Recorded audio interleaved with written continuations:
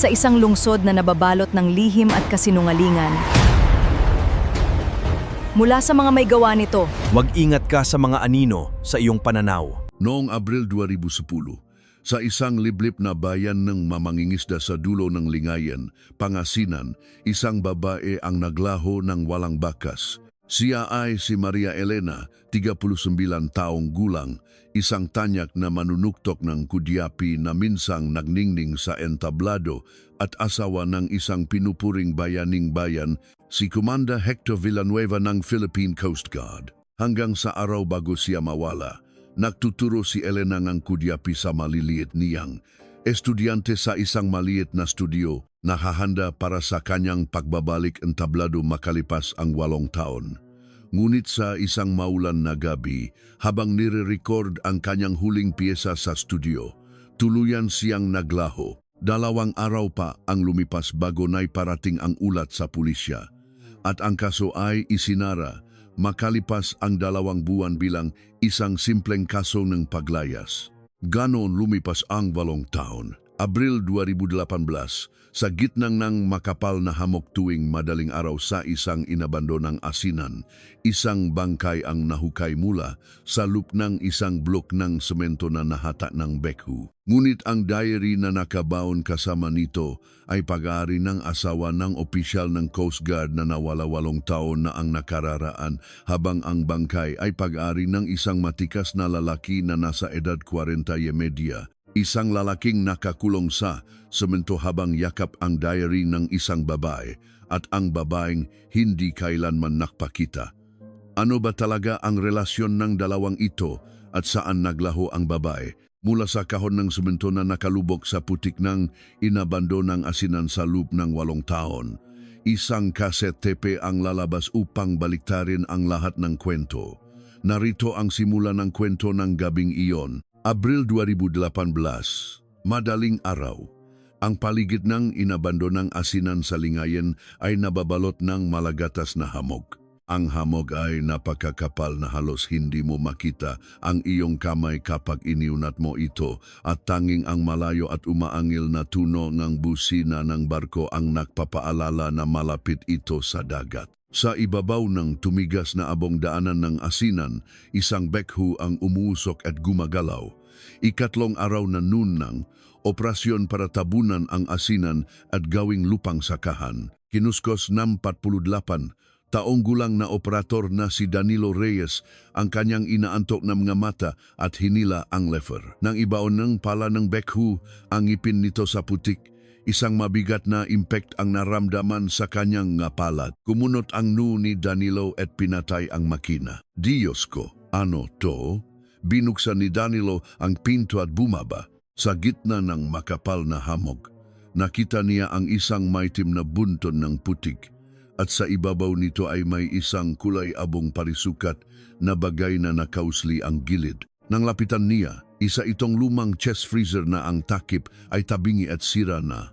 Ang ibabaw ay pinahiran ng makapal na semento at pinuluputan ng isang makapal na lambat. Tinapik-tapik ito ni Danilo gamit ang kanyang kamay na nakaguwantes. May umalingaw-ngaw na tunok na tila ba puno ang loob nito. Lumunok siya at kinuha ang kanyang cellphone sa bulsa. Hello? Sa presinto ba to? Nandito ako sa construction site sa lumang asinan. May kakaibang nahukay dito.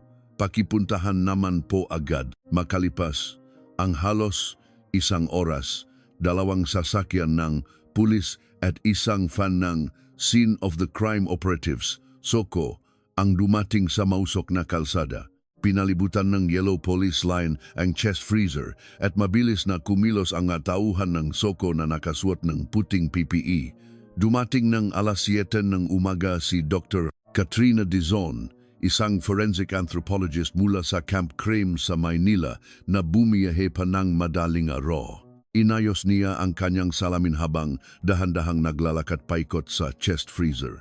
Si Kapitan Samuel Garcia mula sa Homicide Division ng Pangasinan CDG na ipinatawag sa eksena ay tumayo sa tabi niya. Ang 38 taong gulang na si Samuel ay nakahalukip-kip, suot ang kanyang madilim na asul na jacket.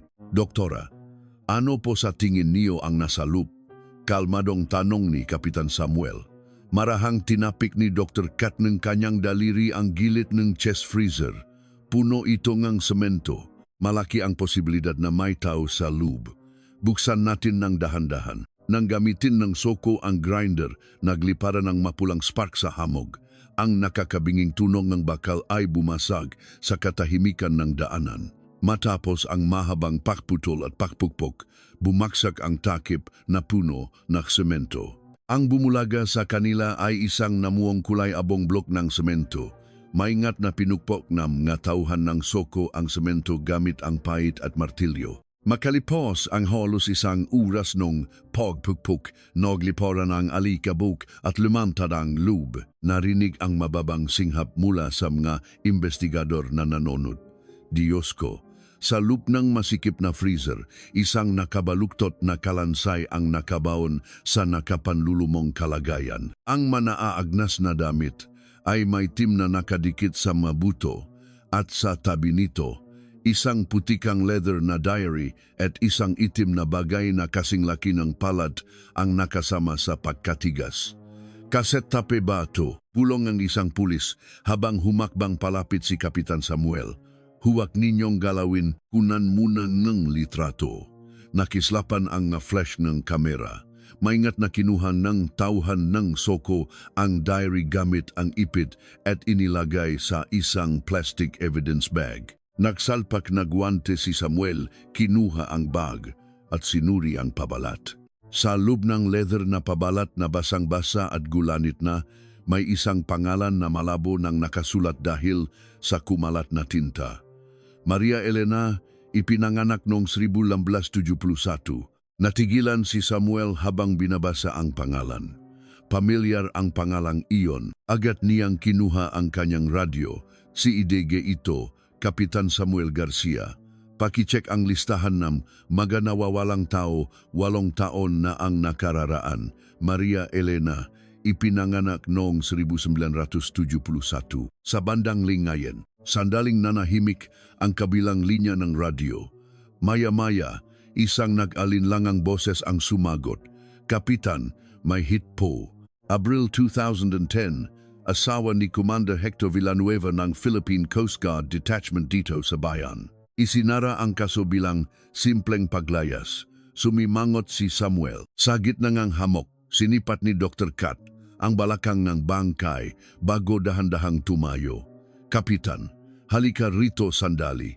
Nang lumapit si Samuel, itinuro ni Dr. Kat ang buto sa balakang gamit ang kanyang nakagwantes na daliri. Medyo kakaiba ito. Bakit po? Babae ang may-ari ng diary, pero ang butong ito ay sa lalaki. Isang lalaki na nasa mid, 40 na may napakalaking pangangatawan. Bahagyang napanganga si Samuel, hindi makapaniwala. Sigurado po ba kayong hindi siya babae? Makitid at mahaba ang balakang. Ganun din ang kapal ng femur, 100% lalaki ito. Mula sa kabilang dulo ng police line sa labas ng hamok, sunod-sunod na nakislapan ang kamera ng mamamahayag. Tila may nakakuha ng balita at dumaksa sa lugar. Ibinulsa ni Samuel ang kanyang kamay sa jacket at inikot ang tingin sa inabando ng asinan na nababalot ng hamok. Isang lalaking nakabaon sa semento habang yakap ang diary ng isang babae. At ang asawa ng commander ng Coast Guard na nawala ng walang bakas 8 taon na ang nakararaan. Tila may mali sa pwesto ng 2 taong ito. Nang hapong iyon, magulo ang opisina ng Pangasinan CIDG. Nakabuka sa ibabaw ng desk ni Samuel ang naninilaw ng folder ng mapapeles at isa-isa niya itong nililipat. Ito ang missing person report ni Maria Elena Najanawa noong Abril 2010. Isang kaso na napakalinis ng pagkakabaon. Bulong ni Samuel sa sarili habang inililipat ang pahina. Puno ng pahayak ng nakreport si Commander Hector Villanueva.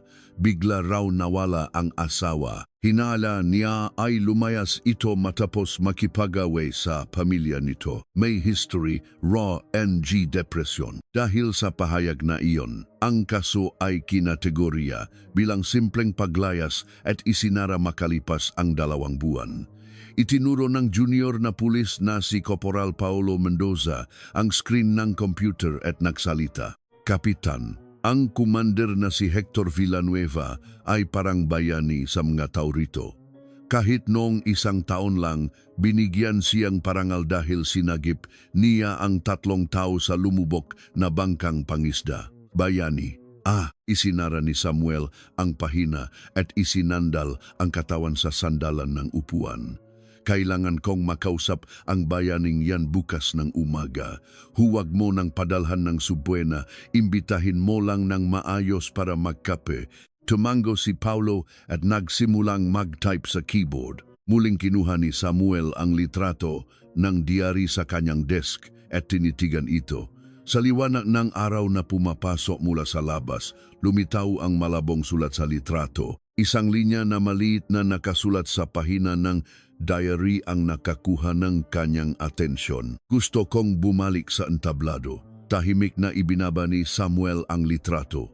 Kahit maliwanag ang buhos ng araw ng Abril sa labas ng bintana, may malamig na hangin sa loob ng opisina. Kinuha ni Samuel ang kanyang ballpen at isinulat ang masalita sa unang pahinang kanyang notebook. Maria Elena, kalansaing na laki, diary, cassette tape. Huminto ang dulong ng ballpen sa huling salita at ginuhitan ito ng bilog. Kinabukasan ng umaga, kusa namang dumating si Hector sa conference room ng CIDG. Ang 47 taong gulang na si Hector ay mayos na nakasuot ng kanyang madilim na asul na uniforme ng Coast Guard.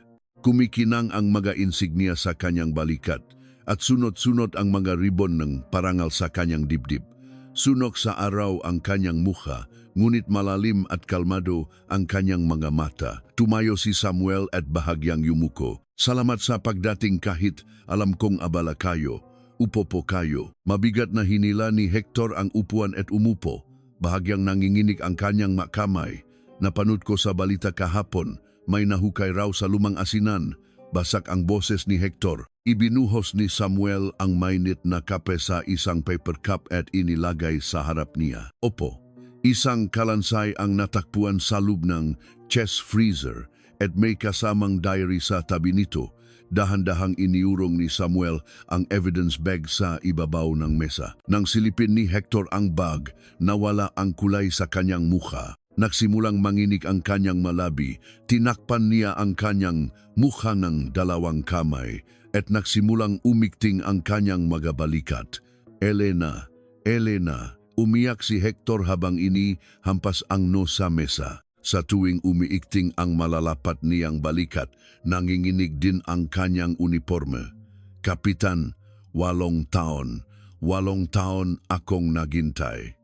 Umasa akong buhay pa siya saan man. Basak na boses ni Hector. Tahimik na iniurong ni Samuel ang tasa ang kape palapit sa kanya. Uminom muna kayo bago tayo mag-usap. Binalot ni Hector ng kanyang 2 kamay ang tasa at huminga ng malalim upang pakalmahin ang panginginig. Paano ko sasabihin ito kay Diego? Parang kailan lang nang yakapin ng bata ang litrato ng nanay niya para makatulo. Binuklat ni Samuel ang kanyang notebook at kinuha ang ballpen. Ilang taon na po ang anak ninyo ngayon? 18 na. Grade 12. Masyado siyang abala sa paghahanda para pumasok sa Music Conservatory. Hindi na itinuloy ni Hector ang sasabihin at pinunasan muli ang luha sa mata. Pinanot lamang siya ni Samuel ng tahimik at kalmadong nagsalita. May tatanong lang po sana ako. Hindi po ba kayo nag-aalala sa kondisyon ng bangkay? Natigilan ang balikat ni Hector. Dahan-dahang bumaba ang magkakamay na nakatakip sa kanyang mukha. Ano pong ibig ninyong sabihin? Kadalasan po kasi kapag sinabi naming may natakpuang bangkay kapamilya, nagtatanong agad sila kung paano ito natakpuan o ano ang suot nito. Tinapik-tapik ni Samuel ang mesa gamit ang ballpen. Sandaling tinitigan siya ni Hector ng may blankong nga mata. Sobra lang po siguro akong nabigla kaya na blanko ang isip ko. Pasensya na po. Nawala ako sa sarili ko. Hindi, naiintindihan ko po. Ngumiti ng malumanay si Samuel at isinara ang notebook. Tila nakahinga ng maluwag si Hector at nawala ang tensyon sa kanyang balikat. Hindi nakalampas sa paningin ni Samuel ang panandaliang pagbabagong iyon.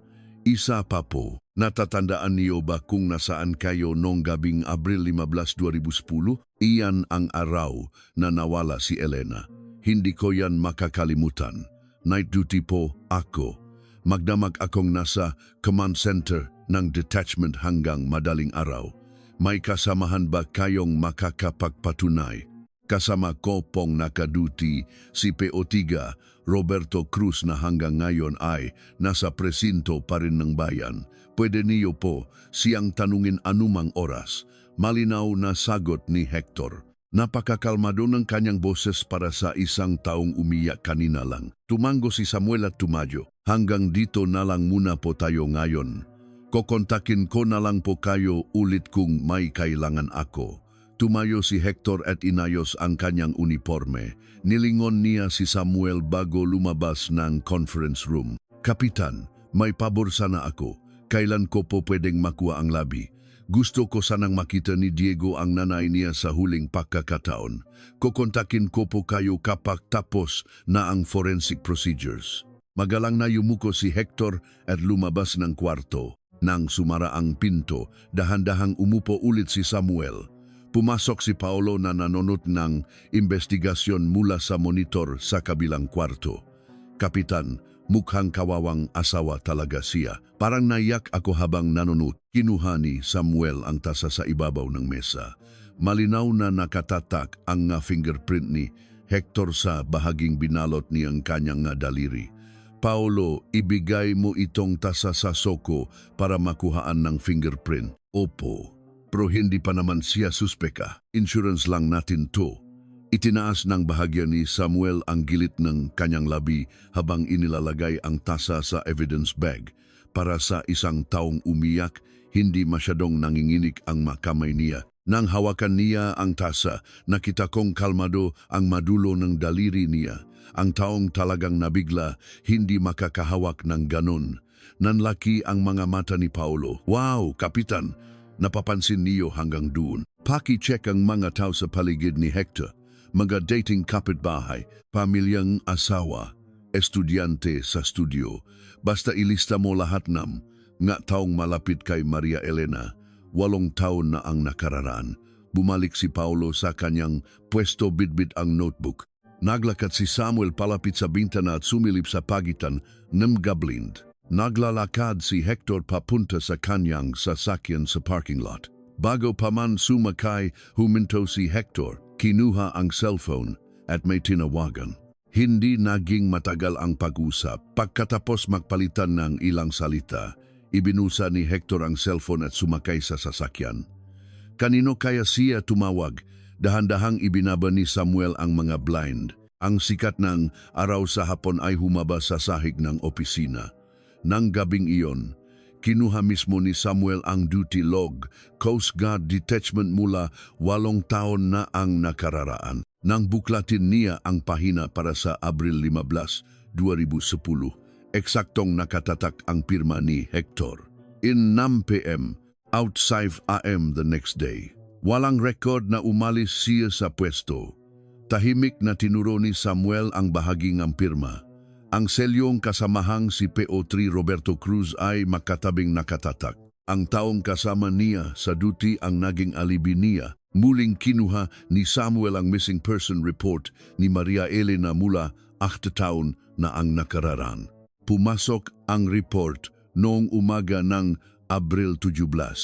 Ibig sabihin, 2 araw pa ang lumipas bago nag-report. Nakapagtataka. Karaniwan, kahit isang gabi lang hindi umuwi, nagre-report na agad ang pamilya, diba? Kinagat ni Samuel ang takip ng ballpen at inikot ang kanyang upuan. Ipinaskil niya ang litrato ni Hector sa whiteboard sa conference room at itinabi rito ang litrato ni Elena. Sa litrato, Nakangiti ng maliwanag si Elena habang nakapatong ang kudyapi sa kanyang hita, nakatingin sa kamera.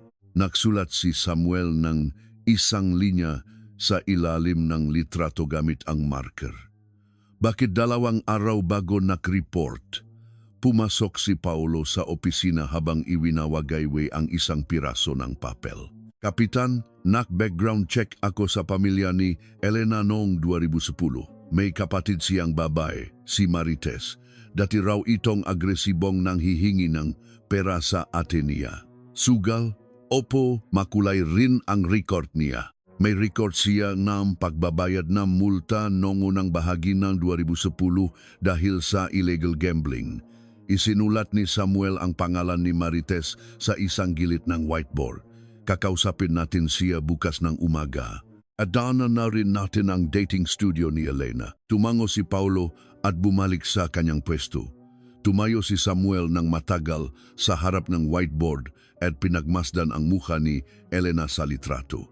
Mahaba at mapapayat ang mga daliri niyang nakayakap sa kudyapi. Tila may madilim na aninong nakalambong sa mga daliring iyon, ngunit hindi iyon alintana ni Elena sa litrato habang siya ay nakangiti. Tiniklop ni Samuel ang marker at mahinang bumulong. Maria Elena, pasensya na kung pinahintay ka namin ng 8 taon.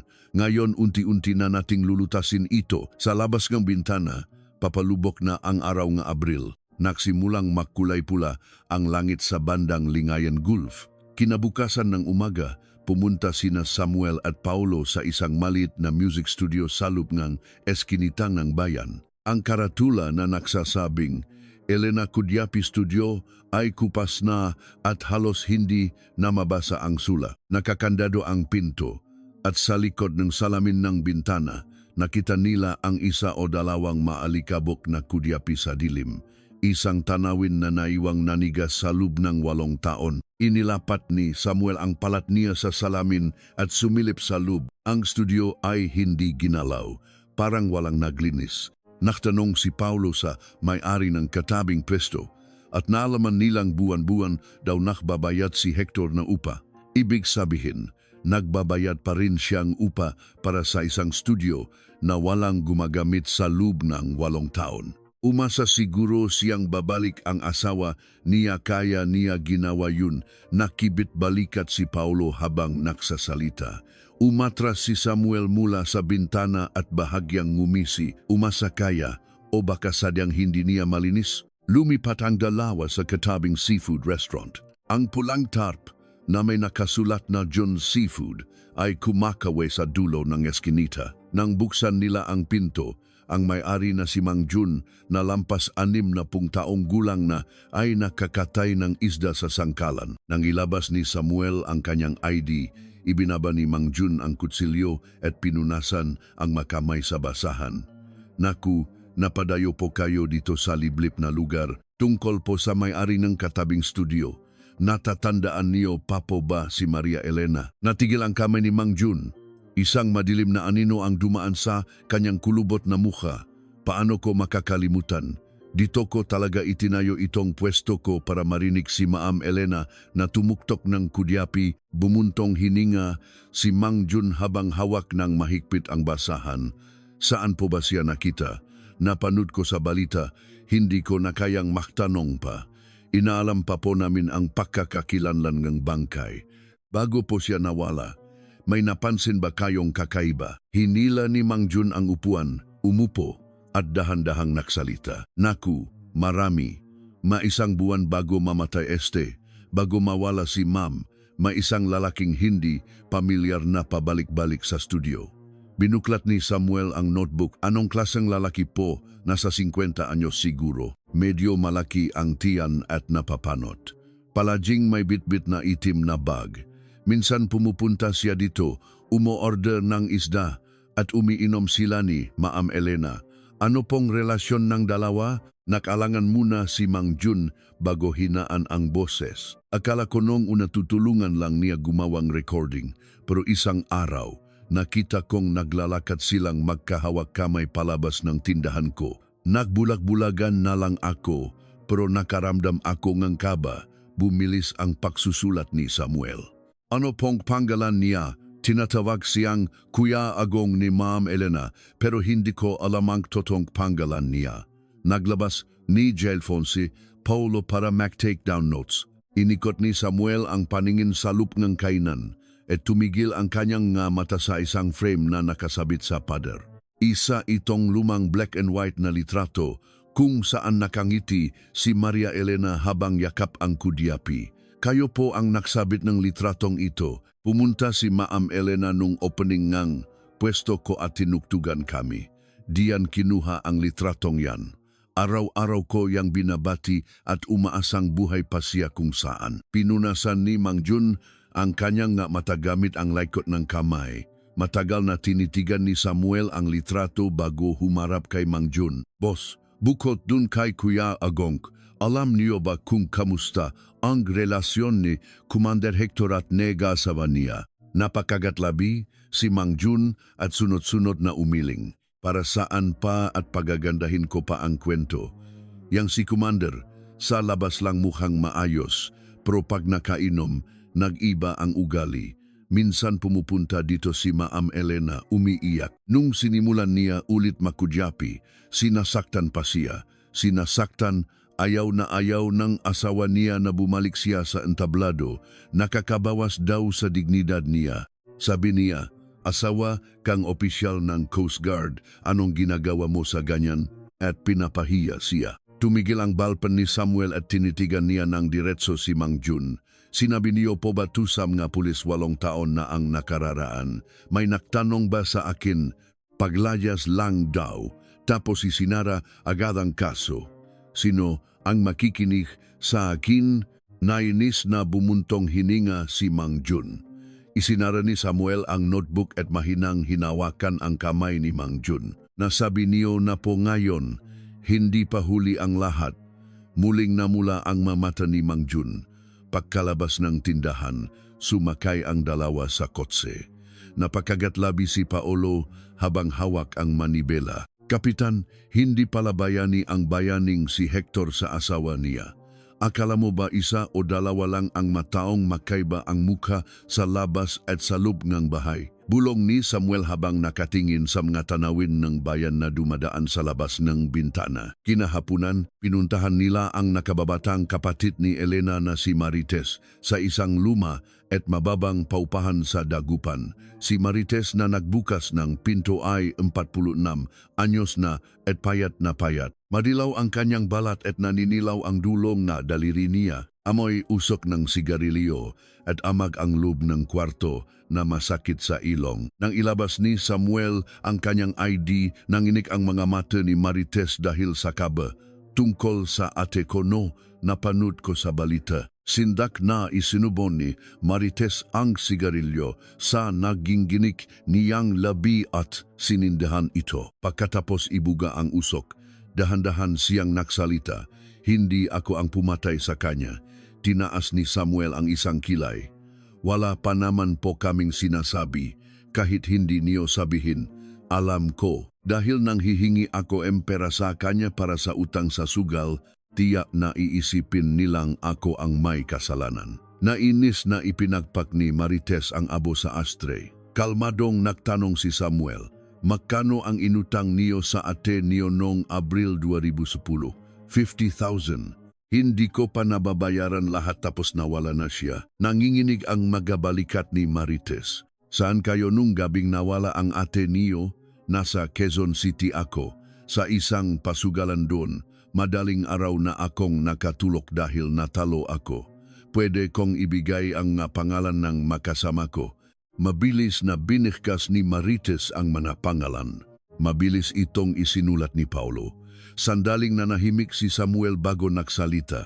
May narinig ba kayo na umutang ang Ateneo sa iba noong mapanahong iyon? Pinatay ni Marites ang sigarilyo at tumango. Para Rosa Recording, umutang siyang ₱250,000 sa isang boss ng kumpanya ng isda. Kumpanya ng isda, Manansala Fishing Trading daw. Nung marinig yun ng bayaw ko, sinira niya lahat ng kudyapi sa studio. Pumunta dito si ate na umiiyak. Sabay na nakatinginan sina Samuel at Paulo. Dahan-dahang kinuha ni Samuel ang balpen niya, sinira ang kudyapi, nakita niyo mismo, Wasak ang kudyaping dala ni ate. Naputol lahat ng kuwerdas at yung kahoy sa ilalim, yung tukod nito, durog-durog, tinapakan daw ng bayaw ko. Saglit na tumigil ang kamay ni Samuel, dahan-dahan siyang lumingon kay Marites. Nasaan na yung sirang kudyapi na yun? Ewan ko. Matapos mawala si ate, nilinis ng bayaw ko lahat ng gamit sa bahay nila. Ewan ko kung nilagay sa bodega o itinapon.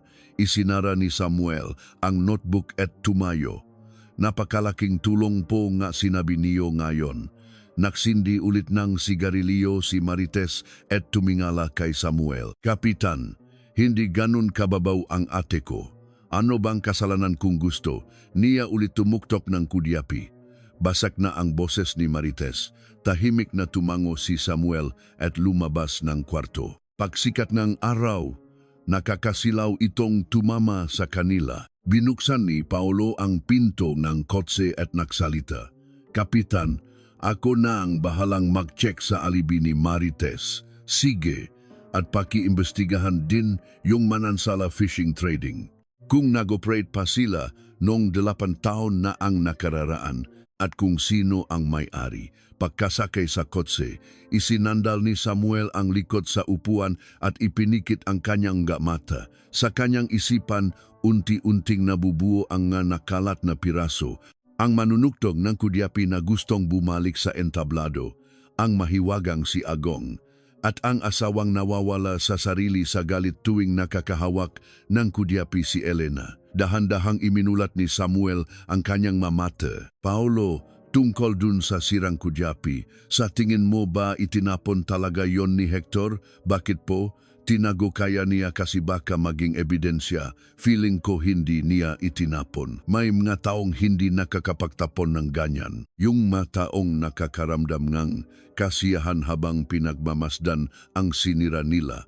Lumunok si Paulo habang nakahawak sa manibela. Ang tagiliran ni Samuel ay naging mas malamig nang masikatan ng araw mula sa bintana. Pagsapit ni gabi, pagbalik sa opisina, tumayo ng matagal si Samuel sa harap ng whiteboard. Puno nang naguhit ang whiteboard para sa ugnayan ng matao. Hector, Maria Elena, Marites, at ang bagong dagdak na si Agong. Kumuha ng marker si Samuel at isinulat ng malaki ang Manansala Fishing. Lumapit si Paulo dala ang isang piraso ng papel. Kapitan, heto na po ang Manansala Fishing. Itinayo noong 2008 at hanggang ngayon ay nag-operate pa. Orlando Manansala, 52 years old, ang may-ari. Kinuha ni Samuel ang papel. May 2 record ng assault at isang paglabag sa customs law. Mukhang maliit na isda lang, pero kilala siya sa industriya. May pabrika ng isda, pero ang sismis may ipinapadalang kung ano sa China ng palihim. Ibinaba ni Samuel ang papel sa mesa at ngumisi. Pabrika ng isda, bakit pupunta roon ang isang taong gagawang recording album para mangutang? Hindi tugma, diba? Tama. At dahil hindi tugma, dapat nating tingnan. Tinakpan ni Samuel ang marker at isinulat ng malaki sa kabilang bahagi ng whiteboard. Orlando Manansala, Manansala Fishing. Anong itinatago niya? Nagsimula nang dumilim sa labas ng bintana. Mahaba ang naging anino ni Samuel sa ilalim ng fluorescent light ng opisina. Nagbaba si Paulo ng isang tasang mainit na kape sa ibabaw ng mesa. Kapitan, magpahinga po muna tayo. Ang dami nating inikot ngayon anong pahinga? 8 taon nang natutulog ang kasong ito. Kinuha ni Samuel ang tasa ng kape at humigop. Matagal na nanatili ang pait nito sa dulo ng kanyang dila. Ang litrato ni Elena sa whiteboard ay maliwanag na nasisinagan ng fluorescent light. Kinabukasan ng umaga, isinama ni Samuel si Paulo papunta sa labas ng bayan sa dulong pantalan kung saan umaalingasaw ang amoyng lansang dagat. Nakatayo ang isang malaking gusali na may bubong na yero. Nakatayo ang isang kupas na karatula na may nakasulat na Manansala Fishing Trading Processing. Sa likod ng pabrika, may dugong umagos mula sa isang malaking hose patungo sa sementadong sahig. May mga trabahador na nakasuot na apron na nahihiwa ng malalaking isda tulad ng bangus at lapu-lapu. Napangiwi si Samuel pagbaba ng sasakyan.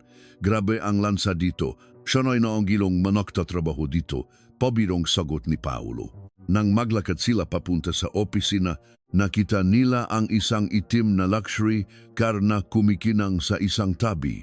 Isang kotse na hindi akma sa paligid ng pabrika. Nang buksan nila ang pinto ng opisina, isang lalaki na nakadekwatro sa leather sofa ang nakbabasa ng diaryo. Si Orlando Manansala, 52 anyos. Malapat ang balikat at makapal ang katawan. At may malaking gintong pulseras sa kanyang kaliwang pulso. Ang paklat na mahaba sa gilid ng kanyang maikling buhok ay nagpapamukhang mabagsik sa kanya. Itiniklop ni Orlando ang diaryo at pinasadahan sila ng tingin mula ulo hanggang paa. Sino kayo? Inilabas ni Samuel ang kanyang ID. Kapitan Samuel Garcia mula sa Pangasinan CIDG. Pwede ba naming makuha ang oras mo sandali? Ngumisi si Orlando at ibinato ang diaryo sa mesa. Ang pagpunta rito ng walang abiso, sa isang abalang tao ba ang batas ngayon? Mukhang mahilig kayo sa batas, kaya dumiretso na tayo. Boss, kilala niyo ba si Maria Elena? Bahagyang kumunot ang kilay ni Orlando. Ngunit agad din siyang ngumiti ng paloko at inayos ang kanyang pag-upo. Yung tumutuktok ng kudyapi? Oh, kilala ko. Dati umutang siya ng pera sa kumpanya namin para daw gumawa ng album o kung ano man. Makano, nasa kalahating milyon yata. Kailangan ko pang tingnan sa libro para makasiguro. Binuklat ni Samuel ang notebook at kinuha ang ballpen. Nakpapa, 5,6 din ba ang pabrika? Niyon ng isda. Naku, kapitan, anong 5,6? Nakpahiram lang ako sa kakilala ko bilang tulong. Kumawi si Orlando at nagsalita ng may pambobola. Lumingon si Paulo sa paligid ng opisina. Nakasabit sa pader ang manlitrato ng magabangka at magaparangal at sa tabi nito ay nakasabit ang litrato nina Hector at Orlando na nakaakbay sa isa't isa. Suot ni Hector ang uniforme niya sa Coast Guard. Itinuro ni Paulo ang litrato at nagsalita. Boss, mukhang close kayo ni Commander Hector Lumingon si Orlando sa litrato at tumawa ng malakas. Bayaningang bayan namin yang si Commander. Noong isang taon nang lumubok ang bangka namin dahil sa bagyo, siya mismo ang tumalon para iligtas ang mga tao namin. Utang na loob ko sa kanya yan, utang na loob. Tinitigan ng matagal ni Samuel ang litrato bago dahan-dahang lumingon. Nalaman naming tumatanggap ng pera si Commander mula sa kumpanya niyo buwan-buwan sa loob ng 8 taon. Utang na loob pa rin ba yon? Nawala ang ngiti sa mukha ni Orlando. Sandaling namayani ang katahimikan at bumigat ang hangin sa loob ng opisina. Kapitan, saan niyo naman narinig yan? Sinasabi itong bank records. Kada ika, 25 buwan, eksaktong petsa, 150,000 piso ang pumapasok sa bank account na nakapangalan sa anak ni Commander sa loob ng 8 taon. Maingat na inusot ni Samuel ang isang papel sa ibabaw ng mesa. Tiningnan ito ng mabilis ni Orlando at muling ngumiti ng paloko. Retainer fee yan ng kumpanya namin. Si Commander ang nagbibigay ng safety training sa mga tauhan namin at consultansya kapag may aksidente sa dagat. Karapat-dapat lang siyang tumanggap niyan. May kontrata kayo, verbal agreement, lang yon lahat. Muling nagdekwatro si Orlando at umiwas ng tingin. Tinapik ni Samuel ang mesa gamit ang ballpen. Boss, halos 14 milyones na ang abutin niyan sa loob ng 8 taon. Medyo malaki yon para sa isang verbal agreement. Napakagatlabi si Orlando at sumagot ng may halong inis. Hindi ko alam kung anong pinagdududahan mo, Kapitan, pero malinis kami ni Commander. Tingnan niyo lahat ng libro namin. Nagbabayad kami ng buwis ng walang kulang. Kalayaan niyo ang magdeklara, pero ang mahalaga ay kung anong klaseng prayon. Tumayo si Samuel at isinara ang notebook. Tumayo rin si Orlando at dahan-dahang ipinagtabuyan ang dalawa palabas. Tigilan niyo na ang pang-abala sa abalang tao at sa susunod na bumalik kayo. Dalhin niyo ang waran niyo. Sige, gagawin namin yan. Bago lumabas ng opisina si Samuel, huminto siya sandali sa harap ng isa pang litratong nakasabit sa pader. Isang group photo ito habang nag-inuman sa gitna ng litrato. Nakaka-cheers sina Orlando at Hector at sa tabi nila isang lalaking malaki ang tiyan at kalbo ang nakangiti ng malapad. Tinuro ni Samuel ang lalaki sa litrato. Sino po ito? Bahagyang nanigas ang gilid ng labi ni Orlando. Tauhan namin yan sa kumpanya dati. Mga 8 taon na siyang umalis. Ano pong pangalan niya? Nelson Javier. Agong ang tawag namin sa kanya kasi sabi niya nasa industriya daw siya ng paggawa ng plaka dati. Nagkatinginan sina Samuel at Paulo. Kinuha ni Samuel ang cellphone niya at pinikturan ang litrato. Kukunin ko lang to as evidence. Kayo ang bahala. Noinis no nokkibit bolikot si Orlando at padabog na isinara ang pinto ng opisina. Pabalik siya sasakyan, sumipol si Paulo at nagsalita. Kapitan, ang lalaki pala sa litrato ang sinasabi ni Mang Jun na si Agong. Tama, yung lalaking nagalok na gagawa daw ng album para makalapit. Pero bakit naman magtatrabaho sa pabrika ng isda ang isang music producer? Dahilan lang ang album. Iba talaga ang trabaho niya doon. Tiningnan ni Samuel ang pabrika na palayo ng palayo sa bintana ng sasakyan. Nagtatakang napailing si Paulo habang hawak ang manibela. Pro Kapitan, nasaan kaya yung Agong na yun ngayon? Sabi niya 8 taon na siyang umalis. Yan ang problema. Paano natin siya hahanapin? Habang papalabas ang kotse mula sa kalsada ng pantalan, matagal na tahimik na nakatingin si Samuel sa labas ng bintana.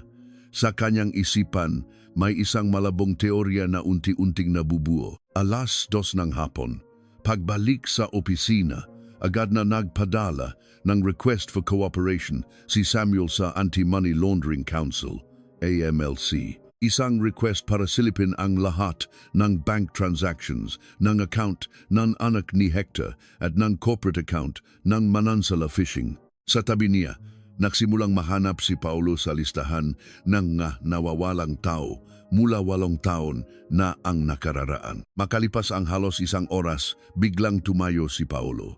Kapitan, tingnan niyo po ito sandali. Tumayo si Samuel at lumapit sa monitor ni Paulo. Isang litratong lalaki na inireport ng kanyang pamilya bilang nawawala noon huling bahagi ng Abril 2010 ang nasa screen. Ang lalaki sa litrato ay kalbo at malaki ang tiyan, may edad na 45. Lalaki, ipinanganak noong 1965. Inireport ng kapatid niya noong Abril 20, 2010. Tapos hindi na siya nakita.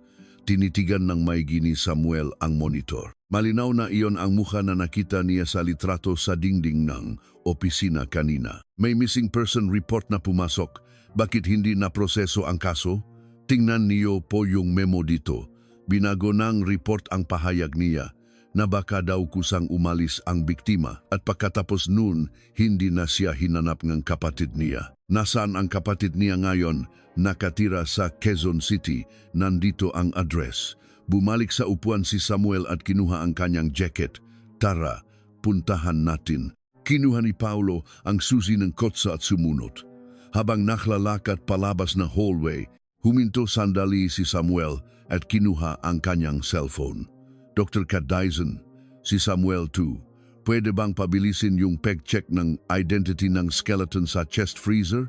May naisip kasi akong pwedeng i-compare. Narinig niya ang kalmadong boses ni Dr. Kat sa kabilang linya, bibigyan ko kayo ng sagot mamayang hapon. Ibinaba ni Samuel ang telepono at tumango kay Paulo. Pagsapit ng gabi, natakpuan ng dalawa si Nelia Javier, 60 taong gulang at isang tagagupit sa isang maliit na salon sa Quezon City. Ibinaba ni Nelia ang gunting niya at pinapasok ang dalawa sa kwarto sa likuran. Galing kayo sa presinto. Opo. Tungkol kay Nelson Javier. Nanigas ang mukha ni Nelia. Ang bigat ng 8 taong lumipas ay nakapatong sa kanyang mabalikat. Ngayon niyo lang alamin ang tungkol sa kapatid ko. Ma'am, nag-report kayo 8 taon na ang nakararaan tapos binawi niyo po. Bakit niyo po ginawa yon? Huminga ng malalim si Nelia at umupo. 3 araw yata pagkatapos kong mag-report, may lalaking pumunta dito sa salon. Boss daw siyang kumpanyang kapatid ko. Sabi niya, may utang daw na iniwan ang kapatid ko at nagtago. Kung bibigyan ko raw siyan oras, siya na mismo ang maghahanap at mag-uwi sa kanya. Sino yung boss na yon? Orlando Manansala. Binigyan pa niya ako ng calling card. Muling nakatinginan sina Samuel at Paolo. Nahanap si Nelia sa drawer niya at naglabas ng isang kupas na calling card. Manansala Fishing Trading, President Orlando Manansala. May ibinigay din siyang pera. Sabi niya tatawagan niya raw ako agad kapag nahanap na ang kapatid ko. Kaya binawi ko yung report. Nanginginih ng bahagya ang makamay ni Nelia. Pero mula noon, 8 taon nang lumipas, hindi na siya tumawag kahit minsan. Araw-araw ko napapanaginipan si Nelson kung saan ba siya buhay o kung patay na. Hinawakan ni Samuel ang kamay ni Nelia. Ma'am, malapit na po namin kayong mabigyan ng sagot. Nanginginig ang mamata ni Nelia. Tumayo si Samuel at inilagay ang calling card sa evidence bag. Hihiramin ko po muna itong calling card. May itinago po ba kayong hibla ng buhok o toothbrush ng kapatid ninyo? May lumang sombrero siya dati. Baka may buhok pa niya dun. Naglabas si Nelia ng isang lumang baseball cap mula sa kalobluban ng kanyang kabinet. Maingat na inilagay ni Samuel ang sombrero sa evidence bag. Pagkalabas ng salon at pagkasakay sa sasakyan, tumunog ang cellphone ni Samuel. Numero ito ni Dr. Cat. Hello, Doktora. Kapitan, pinakumpara ko na ang data mula sa binigay mong impormasyon. Tumutugma ang dental records ng bangkay sa chest freezer sa lumang dental records ni Nelson Javier. Kung may buhok kayong nakuha, 100% kumpirmado na ito. Iniipit ni Samuel ang telepono sa kanyang balikat habang nakatingin kay Paolo sa driver's seat. Kumpirmado na. Dala ko ngayon ang sample ng buhok niya. Pagkababa ng telepono, isinandal ni Samuel ang likod niya. Lumunok si Paolo habang hawak ang manibela. Kapitan, kung ganun, yung lalaki sa chest freezer ay si Agong, si Nelson Javier. Paano naman si Maria Elena? Yan ang problema. Kung nasa freezer ang diary niya pero iba ang bangkay, ibig sabihin, sinadya ng kung sino nalituhin ang investigasyon. Nasaan na si Elena? Dahan-dahang ipinikit at idinilat ni Samuel ang kanyang mata. 2 lang yan. Buhay siya at nagtatago o nakabaon siya sa lugar na hindi pa natin nahahanap. Nagsimula ng dumilim sa labas ng sasakyan. Muling kinuha ni Samuel ang kanyang cellphone. Paolo, pakbalik natin sa opisina. Ipalabas mo lahat ng mga ari-ariang nakapangalan kay Hector. Kasama na yung luma nilang official quarters sa base. Tumango si Paolo habang tinatapakan ang gas pedal. Mabilis na tumakbo ang kotse sa madilim na kalsada. Pagdating sa opisina, agad na tumayo si Samuel sa harap ng whiteboard. Sa tabi ng pangalang Agong Nelson Javier, gumuhit siyang malaking bilog at isinulat sa tabi nito, Orlando Manansala, bayat sa pananahimik, kahdeksan taon. Sa gitna ng whiteboard, nakasabit pa rin ang litrato ni Elena na nakangiti. Gumuhit si Samuel ng 3 linya sa ilalim ng litrato. Nasaan si Maria Elena? Nililikpit ni Paolo ang maka, papeles nang lumapit siya na may bit-bit na dokumento. Kapitan, heto na ang maari-arian ni Hector. May isang bahay na nakapangalan sa kanya at yung lumang official quarters malapit sa bundok sa likod ng base. Nabili na niya raw yung quarters. Walang nakatira dun. Opo. Walang taon ng walang tao. Binabayaran lang niya ang monthly dues nito at hindi niya pinaupahan. Kinuha ni Samuel ang dokumento. Huminto ang daliri niya sa isang linya. Lumang quarters, may hiwalay na storage shed sa bakuran. Dahan-dahang itinaas ni Samuel ang kanyang ulo. Sa ilalim ng fluorescent light, nanlalamig ang kanyang mata. May mga taong hindi nakakapaktapon, diba? Lumunok si Paolo at tiningnan si Samuel. Kinuha ni Samuel ang marker at nagsulat ng malaki sa whiteboard. Search warrant para sa lumang quarters. Mula sa bintana, makikita ang daungan na binalot ng dilim. Ang mailaw sa poste ay kumukurap sa di kalayuan. Kinabukasan ng umaga, inilapak ni Samuel sa ibabaw ng kanyang desk ang dalawang evidence bag. Ang isa ay ang leather diary na natakpuan sa chest freezer. Ang isa pa ay ang itim na cassette tape na nanigas sa tabi nito. Dahil sa alat ng dagat, baluktot na ang case ng tape at naninilaw na ang label. Ngunit malabo pa ring nababasa ang nakasulat gamit ang marker. Elena Skundiman, Abril 2010. Tumayo si Samuel habang bitbit ang mabag. Tara Paolo, sa crime lab tayo. Kailangan ko itong iabot mismo kay Dr. Kat. Kinuha ni Paolo ang jacket niya at sumunod. Mas mabilis kaysa karaniwan ang paglalakad ni Samuel palabas ng opisina.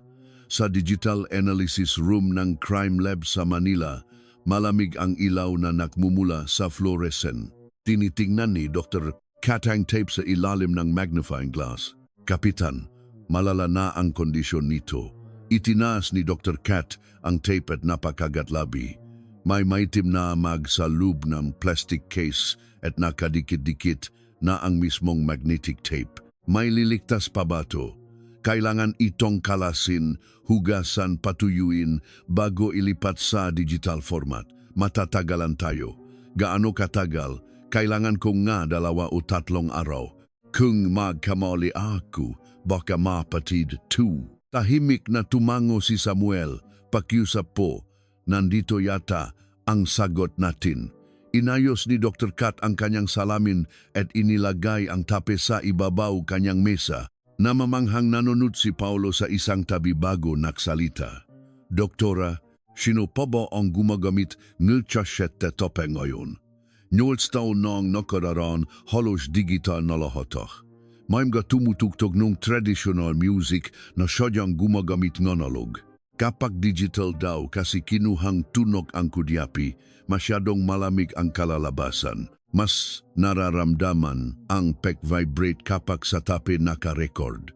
Kalmadong nakpapaliwanag si Dr. Kat habang nakaturo sa tape. Matagal na tiningnan ni Samuel ang tape bago naksalita. Ibig sabihin, ito ang huling piyesa na inirecord niya ng buong puso bago siya bumalik sa entablado. Siguro nga, maikling bumuntong hininga si Samuel bago sila lumabas ng analysis room.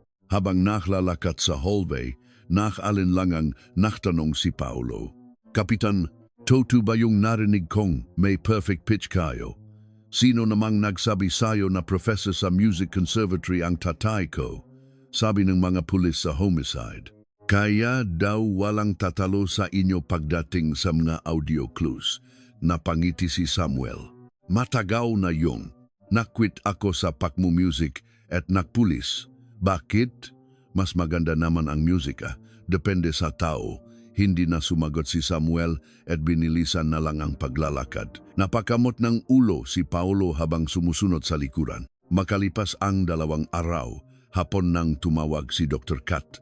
Pagbalik nina Samuel at Paolo sa crime lab, nakita nila si Dr. Kat na may nakasabit na headphone sa isang tainga habang nakatingin sa monitor. Mula sa speaker, dahan-dahang umalinggaw-ngaw ang tunog ng kudyapi. Nandito na kayo. Sobrang hirap gawin nito. Hinubat ni Dr. Kat ang headphone at inalok sila ng upuan. Malinaw na ang CDA. Buong piyesa ng kudyapi ang naka-record. Isang panahoy yata itong tugtog, hindi ko rin sigurado. Umupo si Samuel at pinagmasdan ang audio wave sa monitor. Paano ang side B? Medyo kakaiba ang side B. May isang kanta, pero pagkatapos nun, parang hinayaang umaandar ang recording ng mga 2 minuto. Tinuro ni Dr. Kat gamit ang mouse ang huling bahagi ng audio wave. Mula sa lugar kung saan natapos ang tunog ng kudyapi, makikita ang banayad na pag-alon sa screen. Baka nakalimutang patayin, kalmadong sabi ni Samuel. Tumango si Dr. Kat at inuzod ang headphone kay Samuel. Pakinggan mo. May mga boses ng tao, pero sobrang daming static kaya hindi masyadong maintindihan. 2 o 3 salita lang ang naintindihan ko. Sinuot ni Samuel ang headphone. Nakamasid sa kanya sina Paolo at Dr. Kat. Nang i-click ni Dr. Kat ang huling bahagi, isang maingay na static ang umalingaw-ngaw sa loop ng headphone. Sa una, parang white noise lang, ngunit ilang sandali pa, mula sa static ay malinaw na narinig ang mayabag ng tao. Tunog ng isang taong nagbukas ng pinto at pumasok. At isang tunog, nege kuerdas, nege kudyapi, na di sinadyang masagi. Tumutunog, nege tuwing. Ipinikit ni Samuel ang kanyang mamata. Pinigil niya ang kanyang pahinga at ibinuhos lahat ng pandinig. Bakit kaganyan? Boses ng isang babae, paos, garalgal at nanginginig. Agad itong sinundan ng boses ng lalaki. Paano mo nagawa sa akin to? Mababang boses na parang umungol, pinipigilan ang galit. Bahagyang kumunot ang no ni Samuel. Huwag kang mag-isip ng masama. Sabi ko naman sayo, magsasama tayo ng maayos kasama si Diego. Nakmamakaawang boses ng babae. Sumunod ay ang boses ng lalaki muli. Tumahimik ka. Huwag mong babanggitin ang pangalan ng lalaking yon. Naging magaspang ang boses niya. Sumunod ay isang malakas na pagbaksak. Isang mabigat na tuno na parang piktas ng lahat ng kuwerdas ng kudyapi ang pumuno sa headphone. Bahagyang umikting ang balikat ni Samuel. Huwag, pakiusap, ibaba mo yan. Mas lalong naging desperado ang boses ng babae. Sa sumunod na saglit, isang mabigat na tunog ng pagpukpok ang narinig. Isa, dalawa, tatlong beses na pagpukpok ng isang matigas na bagay sa isang buhay na nilalang. Ang maikling tiling ng babae at ang tunog ng pagbaksa ng isang bagay sa lapag. Tanging ang malakas na paghinga ng lalaki ang pumuno sa headphone ng matagal na oras. Sumunod ay ang paglayo na magayabag at muling paglapit. Tunok ng isang bagay na hinihila at ang kaluskos habang pinapakialaman ang recorder. Isang tunok ng click at naputol ang recording. Dahan-dahang hinubat ni Samuel ang headphone. Nanginginig ng bahagya ang madulo ng kanyang daliri. Lumunok si Paulo pagkakita sa reaksyon niya. Kapitan, ano pong narinig niyo? Sandaling hindi nakapagsalita si Samuel at isinandal ang likod niya sa upuan. Nagbigay si Dr. Kat ng isang tasang tubig. Inumin mo muna bago mo sabihin. Umigop si Samuel bago nagsalita. Parehong nakuha ang boses ng lalaki at babae. Parang nag-awe na mag-asawa, pero sa dulo, narinig kong pinukpok ng matigas na bagay. 3 beses. Nanigas ang mukha ni Paulo. Ang asawa pala ang biktima. Tama. Muling isinuot ni Samuel ang headphone. Ibinalik ni Dr. Kat ang audio at pina-play ulit. Nakapikit si Samuel habang nakikinig sa mga boses. Noong una pang nagsalita ang lalaki, may natatanging tono sa boses niya. Isang medyo paus na malalim na boses at may nakagawyang pakalatkat ng dulo ng nga salita kapag nagbibigkas ng katinig. Pamilyar ang boses. Dahan-dahang iminulat ni Samuel ang kanyang nga mata. Doktora, paki-extract po ito as a separate file. May gusto akong I compare. Sa boses ni Director Villanueva. May recording tayo ng interrogation niya nung unang beses. Lumaki ng bahagya ang mga mata ni Dr. Kat. Gusto mong ipa-voice analysis? Opo. Pero bago ang official na request, gusto ko munang pakinggan mismo ni Tainga ko. Inilipat ni Dr. Kat ang audio file sa isang USB at ibinigay sa kanya. Inilagay ni Samuel ang USB sa bulsa ng jacket niya. Paglabas ng laboratorio, maingat na nagtanong si Paulo, Kapitan, kung boses yon ng asawang pinukpok ng matigas na bagay, ibig sabihin nakarecord ang totoong nangyari sa studio nung gabing yon. O, pero ang nasa chest freezer ay si Nelson Javier. Nasaan naman ang bangkay na patay sa studio? Siguradong si Maria Elena yon, pero nasaan ang katawan niya? Tumingin si Samuel sa gusaling crime lab habang papalayo sila sakay ng kotse. Iniligpit silang dalawa ni Hector. Yung isa, inilagay sa chest freezer at itinapon sa dagat.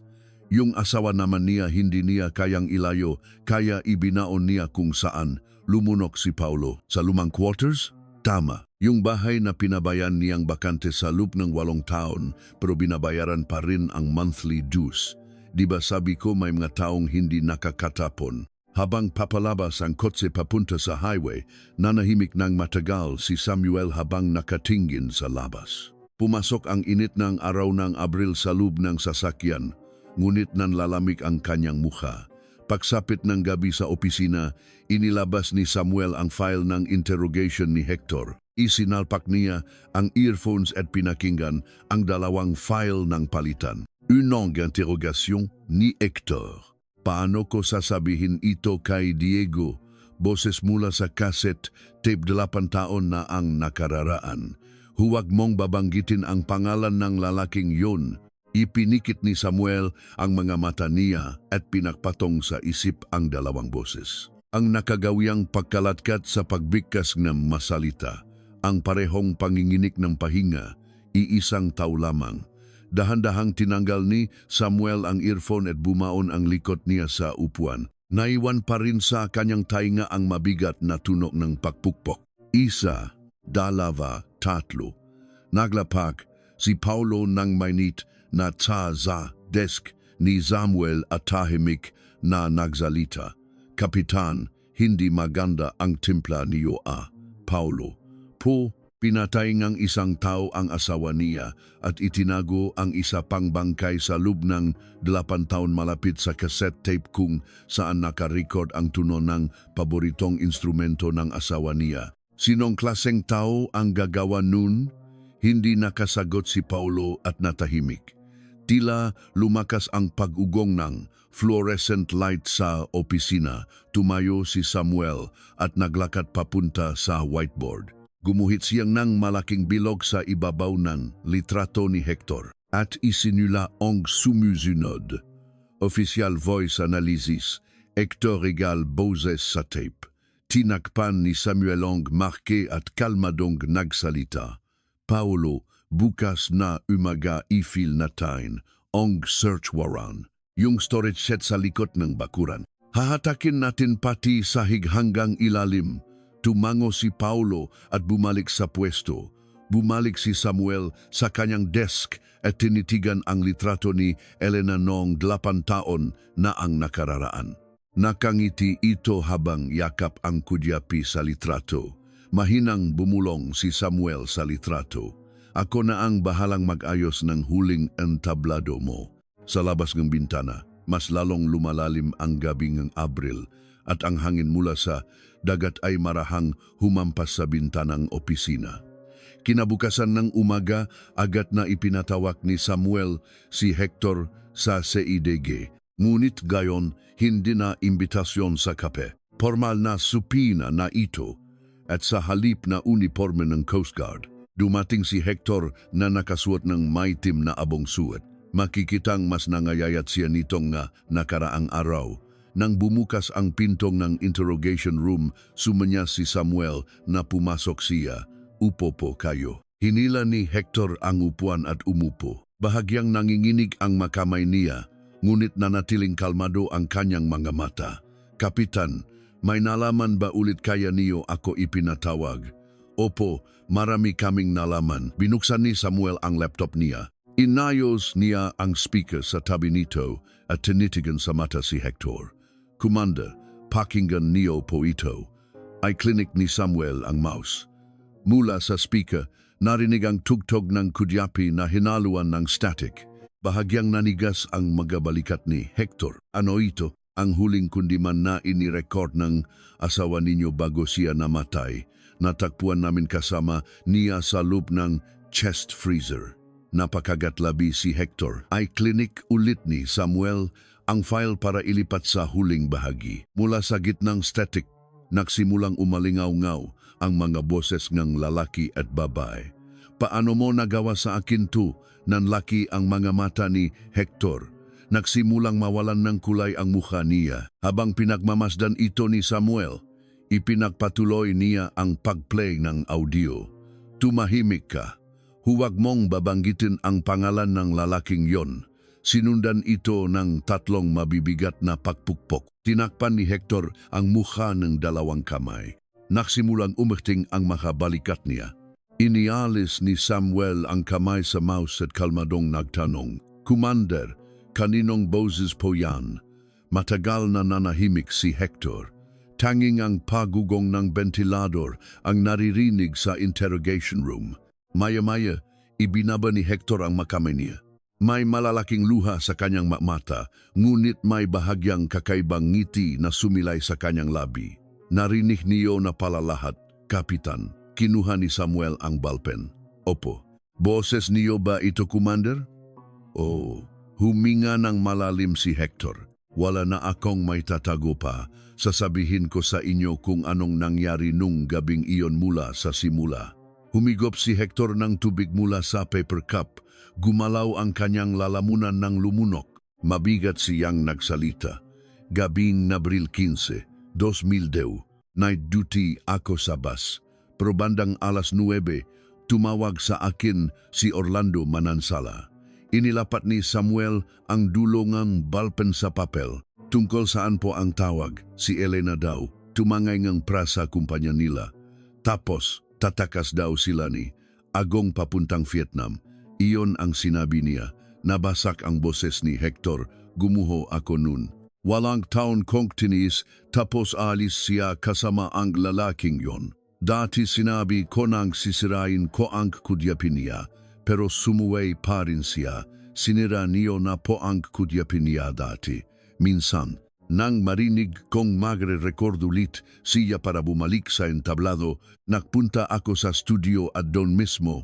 Tinapakan ko at dinurok ko yung kahoy na tukod nito at yung makuwerdas para hindi na siya makabalik. Saglit na tumigil si Samuel sa pagsusulat, nagpatuloy si Hector. Pagkababa kong telepono, sumakay ako agad sa sasakyan ko. Pakiusap ko kay PO3 Roberto Cruz na ipalog na lang akong nasa pwesto pa rin dahil may emergency sa bahay. Kababayan ko naman si Cruz kaya tinulungan niya ako. Saan kayo pumunta? Sa studio. Alam kong hanggang madaling araw siyang magre-record dun. Ay record sana niya ang huling kanta bago siya umalis. Tumigil sandali si Hector at dahan-dahang ipinikit ang mga mata. Ang malamig na ilaw na fluorescent ay tumama sa nakapikit niyang mga mata. Abril 15, 2010. Umulan noong gabing iyon sa isang eskinita sa Lingayen. Ang ulan ay marahang humahampas sa salamin ng bintana ng Elena Kudyapi Studio. Sa loob ng maliit na studio, nakapatong ang Kudyapi sa hita ni Maria Elena habang nakapikit siyang kumakalabit sa mga kuwerdas. Sa sulok, nakabukas ang pulang ilaw ng cassette recorder. Habang tumutunog ang huling nota ng huling piyesa, padabok na bumukas ang pinto ng studio. Basang-basa ng ulan na pumasok si Hector. Tumutulo ang tubig mula sa kanyang uniforme. Binitawan ni Elena ang makuwerdas at dahan-dahang tumingala. Bakit ka nandito? Nanginginig ang boses niya. Hindi man lang nahubat ng sapatos. Humakbang agad papasok si Hector. Paano mo nagawa sa akin to? Umungol ang mababang boses ni Hector. Inilagay ni Elena ang kudyapi sa gilid at dahan-dahang tumayo. Hector, kumalma ka muna. Hindi ko alam kung ano ang narinig mo. Narinig ko lahat kay Orlando. Alis daw kayo ang Agong na yan papuntang Vietnam.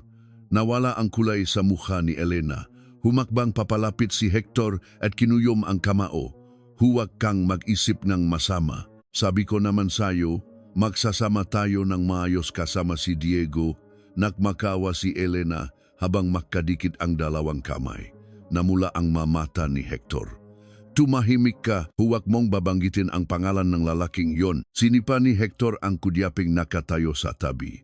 Sa isang malakas na kalabog, bumagsak sa lapag ang kudyapi, napiktas ang mga kwerdas, at umaling-aungaw ang malungkot na tunog nito sa buong studio. Mula sa mga sirang bahagi, kinuha ni Hector ang isang matigas na kahoy. Ito ang tukot ng kudyapi na nagaangat sa mga kuwerdas. Kasing laki lang ito ng palat pero mabigat at gawa sa matigas na kahoy. Huwag, pakiusap, ibaba mo yan. Umatras si Elena. Itinas ni Hector ang kahoy na tukot. Isang mabigat na tunog ng pakpukpok ang bumasag sa tunog ng ulan sa studio. Umilingi ng maikli si Elena bago napaluhod. Muli siyang pinukpok ni Hector gamit ang tukod. Pa, Dahan-dahang natumba si Elena sa tabi. Umagos ang pulang dugo sa ibabaw ng kudyapi at nabasa ang manapiktas na kwerdas. Sa sulok ng studio, patuloy na kumukurap ang pulang ilaw ng cassette recorder. Kinukuha ang lahat ng tunog. Tulalang nakatayo si Hector habang nakatingin sa duguang tukot sa kamay niya at sa asawang nakahandusay. Humihingal siya ng malakas. Nang sandaling iyon, bumukas muli ang pinto ng studio. Ang lalaking pumasok na naktitiklop ng payong ay nasa latem 40. Malaki ang tiyan at kalbo. Si Nelson Javier. May bitbit siyang maliit na bag.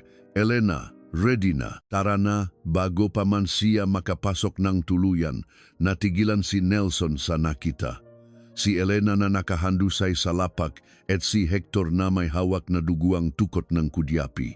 Napaatras si Nelson at nabitawan ang bag niya. Nanabalif ka na. Tumalikod si Nelson palabas ng pinto. Kumislap ang galit sa mga mata ni Hector. Ibinato ni Hector ang tukod at kinuha ang isang matigas na bakal na nakasandal sa pader ng studio. Tumakbo siya patungo kay Nelson at pinalo sa likod ng ulo nito 2 beses. Napadaing ng maikli si Nelson at bumaksak sa mismong pintuan ng studio. Ang ulan ang pumatay sa lahat ng sigaw sa loob ng studio. Sa interrogation room, dahan-dahang iminulat ni Hector ang kanyang nga mata. Isang luha ang umagos sa kanyang pisngi. Tapos, anong ginawa mo pagkatapos? Kalmadong tanong ni Samuel. Pinunasan ni Hector ang luha gamit ang likod ng kamay niya. Idinaan ko ang sasakyan sa likod ng studio. Nilagay ko silang dalawa ng hiwalay sa compartment ng sasakyan. Hiwalay? Opo. Hindi ko kayang isama si Elena sa isang lugar kasama ang lalaking yon. Basag ang boses ni Hector. Tumihil sandali si Samuel sa pagsusulat at tinitigan si Hector. Pag-ibig ba tawag doon? Hindi nakasagot si Hector. Nanginginig lamang ng bahagya ang mga balikat niya. Huminga ng maikli si Samuel at muling kinuha ang ballpen. Ano pong nangyari kay Nelson? Noong madaling araw, kinuha ko ang lumang chest freezer sa likod ng studio. Dati kasing ginagamit yon ni Elena para itago yung malalaking parte ng kudyapi kapag basa at saktong-sakto ang sukat. Pinakasya ko ang lalaking yon sa loob at kumuha akong isang sakong semento sa construction site at binuhos. Paano napunta sa inabando ng asinan? May maliit akong bangkang pangisda. Pagpatak ng madaling araw pagkatapos ng ulan, isinakay ko ang freezer sa bangka at inihila sa dulong asinan. Walang tao doon kaya madaling itago. Tinali niyo ang lambat na ginagamit ng Coast Guard. Dahan-dahang tumango si Hector. Kasi yon ang pinakamatibay naming lambat. Para hindi lumutang ang freezer, tinapik ni Samuel ang mesa gamit ang ballpen. At ang asawa niyo, kumunot muli ang mukha ni Hector. Dinala ko si anong madaling araw na iyon sa luma naming quarter sa likod ng bundok. May hiwalay na storage shed dun. Dati siyang ginagawang taguan ni Elena para sa kudyapi niya. Tapos, nagukay ako sa sahig at ibinaon siya. Tapos binuhusan ko ngang konkreto. Tumigil si Samuel sandali.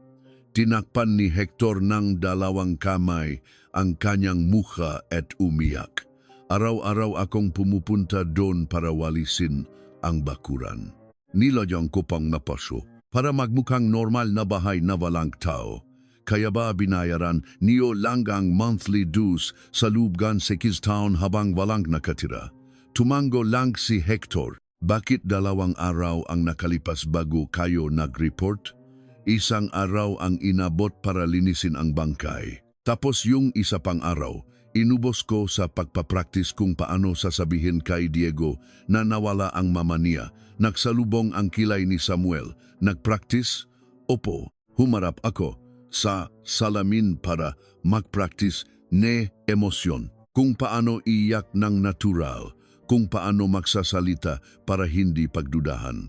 Parang manhit na sinabi ni Hector, tila hindi alam kung gaano kakilakilabot ang sinabi niya. Nanlamig ang hangin sa interrogation room. Sa gilid-pilit na pinipigilan ni Paolo ang pandidiri niya, ibinaba ni Samuel ang ballpen at direktang tinitigan si Hector. Paano kayo nakasundo ni Orlando Manansala? Kinabukasan ng umaga, pumunta ako sa kumpanya niya. Sabi ko, si Agong ay tumakas papuntang Vietnam kasama ang pera nila at ako na ang bahala para ipatigil ang investigasyon ng Coast Guard. Bilang kapalit ng pera, opo, 150,000 piso buwan-buwan para sa kinabukasan ng anak kong si Diego. Tumayo si Samuel at naglakad palapit sa whiteboard. Matagal siyang tumayo run bago dahan-dahang humarap. Commander, isang tanong na lang. Opo, totoo bang tatakas ang asawa mo papuntang Vietnam? Blankong tinitigan ni Hector si Samuel. Anong ibig niyong sabihin? Totoo bang tumawag si Orlando Manansala sa iyo noong gabing iyon? O nagdududa ka lang palagi sa asawa mo at nang marinig mo na magre-record siya na piyesa, mag-isa mong binuo ang kwento at sumugot sa studio. Nanigas ang balikat ni Hector. Lumapit ng isang hakbang si Samuel at malamig na nagsalita. Nagsalita na si Orlando Manansala kahapon ng madaling araw. Wala siyang tawag na ginawa sa inyo nung gabing iyon. Ang palagi mong hinala ay nag-ugat lang sa isip mo at doon sumabog nung gabing iyon. Nabingi ang kwarto sa sobrang katahimikan. Namutla ang mukha ni Hector na parang puting papel. Nanginginig ang mga labi niya bago nagsalita dahan-dahan. Kapitan, ibig sabihin, hindi ko alam kung totoo siyang tatakas o pinukpok ko lang siya dahil sa hinala ko. Bumaksak ang mukha ni Hector sa ibabaw mesa na parang gumuho. Umiikting ang balikat niya. Pinagmasdan siya ni Samuel bago umupo pabalik sa upuan niya. Hanggang dito na lang ang statement mo ngayong araw. Pinatay ni Samuel ang recorder. Nawala ang pulang ilaw. Paglabas ng interrogation room, nakabuntong hininga si Paulo. Kapitan, baliw talaga siya. Pumatay ng asawa base lang sa hinala. Hindi yan hinala. Pre diyan. Kalmadong sabi ni Samuel habang naglalakad sa hallway. Ayaw niya kasing bumalik sa entablado ang asawa niya at mas umangat kaysa sa kanya. Pinrotektahan niya ang pride niya kaya pinatay niya ang dalawang tao. Napakagatlabi si Paulo at napailing-iling. Mula sa bintana sa dulo ng hallway, malina na pumapasok ang sikat ng araw ng Abril. Pagsapit ng hapon, pumunta mismo si Samuel sa opisina ng Prosecutor Bitbit ang request for search warrant para sa lumang quarters. Binasa ng head prosecutor ang mga papeles at nagtanong, sabi mo, umamin na siya. Kailangan pa ba nating mahukay gamit ang backhoe? Kailangan nating kumpirmahin kung totoo ang inamin niya. Kung nakabaon ba talaga ang asawa niya doon o baka may iba pa siyang ibinaon. Tiningnan sandali ng prosecutor ang papeles at saka idinigdik ang selyo sa papel. Sige, simulan niyo bukas ng umaga. Kinuha ni Samuel ang warrant at lumabas ng opisina. Pabalik sa opisina, tiningnan ni Paulo ang cellphone niya at nanigas ang mukha. Kapitan, bakit tumawag ang ABS-CBN sa amin? Nalaman nila ang pag-amin ni Hector at gusto nilang gumawa ang exclusive na balita. Sino ang nakleak? Hindi ko alam. Baka galing sa abogado niya. Bumuntong hininga si Samuel. Papadilim na ang langit. Sa bandang dagat, nagsimula ng mamula ang paglubok ng araw. Pumunta tayo bukas ng maaga bago mag-ipon ang mga reporter. Tumango si Paulo at kinuha ang susi. Pagbalik sa opisina, tumayo muli si Samuel sa harap ng whiteboard. Pinalibutan niya ng malaking bilog ang nakasulat na lumang quarters, storage shed. Sa gitnang whiteboard, nandun pa rin ang litrato ni Elena na maligayang nakangiti. Mahinang bumulong si Samuel sa litrato. Susunduin ka namin bukas ng umaga. Sa labas ng bintana, dahan-dahang lumulubok ang araw ng Abril sa likod ng dagat. Kinaumagahan, 5:00. Isang linya ng sasakyan ng pulis ang umaakyat sa daan paakyat sa bundok sa likod ng base sa Lingayen. Sinusundan ng sasakyan ng Soko at ng isang backhoe ang nangungunang kotse ni Samuel. Malamig at nanunuot sa buto ang hangin nung madaling araw na iyon. Ang iyakan ng mga ibong dagat ay manakanakang naririnig. Sa dulo ng daan, lumitaw ang isang lumang bungalo. Ito ay isang lumang bahay na mayroon na bubong at tuklap-tuklap na pintura. Napakalinis ng bakuran at may mga nakahanay na paso sa isang gilid. Masyadong malinis ito para sa isang bahay na 8 taon nang walang tao. Bumaba ng sasakyan si Samuel at huminga ng mahaba. Sa storage shed tayo una. Nanguna si Paulo bitbit ang kopyang warrant. Nang tumawid sila sa bakuran papunta sa storage shed, may kalawangin na kandado na nakasabit sa pinto. Gumamit ang soko ng bolt cutter at sa isang tunog, bumagsak sa lapag ang kandado. Pagbukas ng pinto, isang amoy ng amag at tuyong damo ang bumulwak papalabas. Sa loob, may 2 maalikabok na kudyapi na nakasandal sa pader at sa tabi nito may isang sako na naglalaman ng sirang tukot at mga piktas na kuwerdas. Binuksan ni Samuel ang kanyang flashlight at humakbang paloob. Tingnan niyo to. Itinapat niya ang flashlight sa sako. Nandun ang mga nadurog na piyesa ne kudyapi. Sa pagitan ne ge mga kahoy, may tuyong dugo na namuo ng kulay kape. Ito yata yung sirang kudyapi na sinasabi ni Marites, lumunok si Paulo. Dahan-dahang inikot ni Samuel ang flashlight sa sahig ng shed. Makinis ang sementadong lapag, ngunit may isang bahagi sa sulok na bahagyang iba ang kulay. Dito, ipasok niyo ang backhoe. Nang magbigay ng signal ang hepe ng soko, pumasok ang backhoe sa bakuran. Pero dahil hindi kasya ang backhoe sa masikip na shed, 2 trabahador ang gumamit ng malalaking martilyo at pait para maingat na sirain ang semento. Umalingaw-ngaw ang pamatok na tunok sa madaling araw na hangin. Dahan-dahan lang, baka may tamaan na ebidensya sa ilalim, paalala ni Samuel. Pagkaraan ng 1 oras, huminto sa pakpukpok ang isang trabahador at nagtaas ng kamay.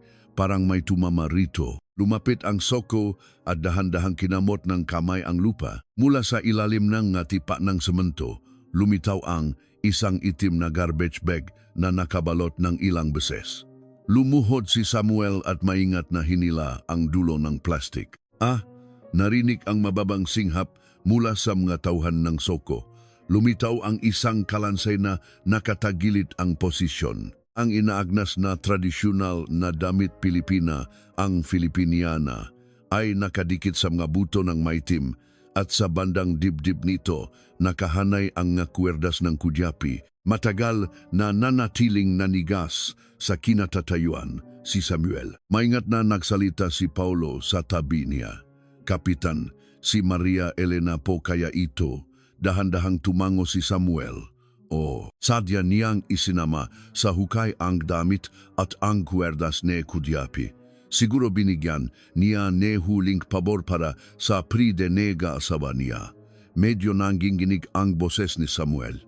Lumuhot din sa tabi si Dr. Kat sinuri ang bungo at seryosong nagsalita. Basag ang bungo niya. Malinaw na may 3 malalakas na palugaling sa matigas na bagay. 1, 2, 3. Mahinang bumulong si Samuel.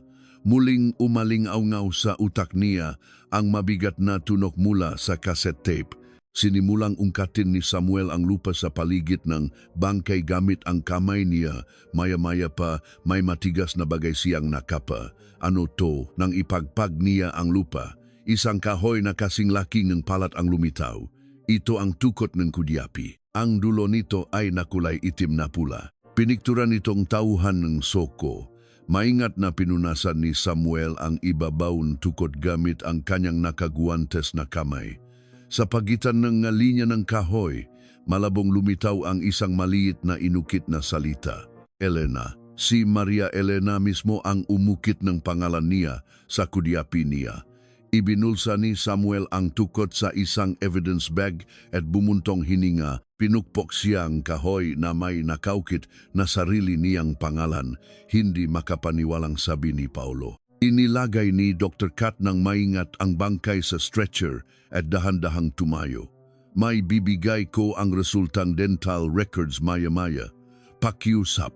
Naupo si Samuel sa may hamba ng pinto ng shed at nagtagal dun ng matagal. Unti-unting nawawala ang hamok sa madaling araw. at pataas na ang araw mula sa Lingayen Gulf. Nang tamaan ng pulang ilaw ng araw ang napaso sa bakuran, lumiwanag ang nahalamang bougainvillea. Pinagmasdan ng maigi ni Samuel ang isang paso.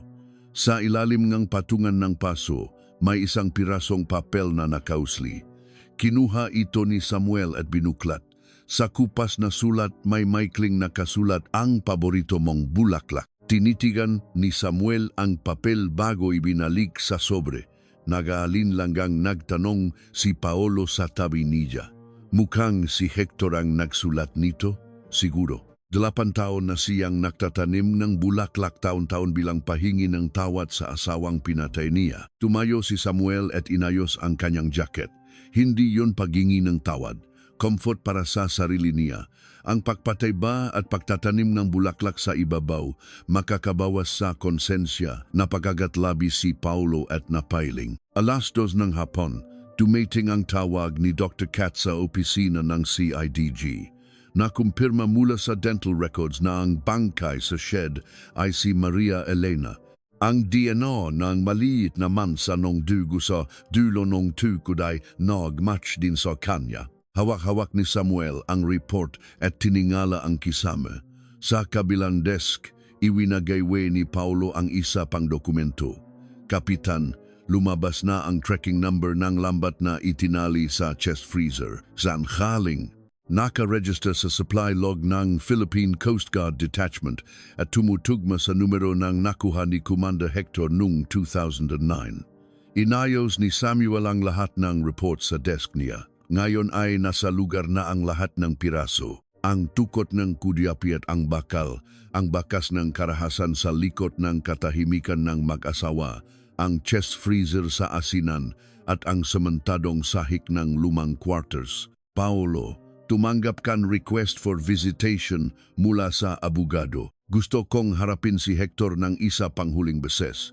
Binuhat ni Paulo ang telepono kinagabihan sa isang malamig na visitation room ng presinto na pinaghihiwalay ng salamin makaharap sina Samuel at Hector. Nakasuot na si Hector ng dilaw na damit ni preso at sa tabi niya ay nakaupo ang kanyang abogadong nasa edad 50, si Ati. Tomas Fernandez na may bitbit na briefcase. Inayos ni Tomas ang salamin niya bago nagsalita. Kapitan, hindi ba't umamin na ang kliyente ko kahapon? Ano pa ba ang gusto mong sabihin?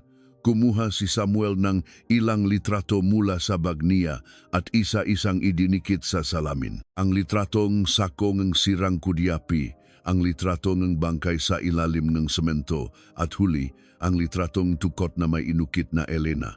Nanlaki ang mamata ni Hector. Nawala na naman ang kulay sa mukha niya. Nakita niyo, kinuha na namin ang asawa niyo sa shed ng lumang quarters. Matagal na nanahimik si Hector habang nakapatong ang makamay sa tuhod niya. Maingat na nagsalita si Tomas sa gilid. Ang pag-amin ng kliyente ko sa lokasyon ng bangkay ay dapat ay consider sa pagbaba ng sentensya niya. Pag-amin, hindi ba nalaman namin ang lahat bago pa namin isinaksak sa lalamunan niyo? Matatawag niyo bang pag-amin yon? Kalmadong sumagot si Samuel. Natahimik si Tomas. Idinikit ni Samuel ang sumunod na litrato. Isang kopya ng bank account ni Diego Villanueva, ang anak ni Hector. Commander, kahit isang kusing hindi niyo ginamit sa perang, nakuha niyo kay Orlando sa loob ng 8 taon. Inipon niyo lahat to sa account ni Diego. Halos 15 million lahat. Dahan-dahang nakangat ng tingin si Hector para ipadala si Diego sa Juilliard Music School sa Amerika. Music School? Opo. Bata pa lang siya, paborito na niya ang tunog ng kudyaping nanay niya. Ngayon ay nakpapiano siya at nakapasa siya sa isang magandang music school sa US. Alis siya ngayong Setyembre. Saglit na nawalan ng masabi si Samuel. Isang malungkot na ngiti ang sumilay sa labi ni Hector.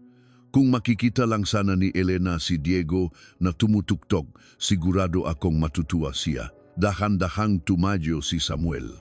Matagal siyang nakatingin kay Hector mula sa likod ng salamin. Commander, Naisip niyo ba kahit minsan kung anong mararamdaman ni Diego kapag nalaman niya ang pinagmulan ng perang iyon? Ang perang iyon ang kabayaran sa buhay ng nanay niya. Sa tingin niyo ba makakapagbigay pa ng sese para kay Diego na makarating sa Amerika gamit ang perang iyon? Nanigas ang mga balikat ni Hector. Nagsimulang mangginig ang kanyang mga labi. Kapitan, si Diego. Ang dapat ninyong protektahan ay hindi ang pride ni Diego, kundi ang karapatan ni Diego na harapin ang totu. Determinado at matigas na sabi ni Samuel. Tinakpan ni Hector ang kanyang mukha gamit ang dalawang kamay niya. Umiikting ang balikat niya at umiyak siya. Isa-isang tinanggal ni Samuel ang nga litrato at ibinalik sa bag niya.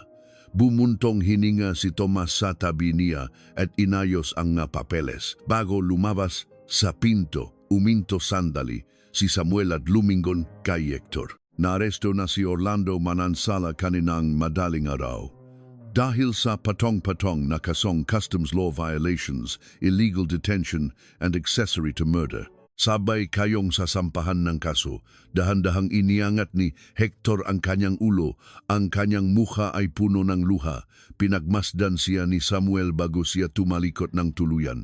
Sa labas ng hallway, naghihintay si Paulo.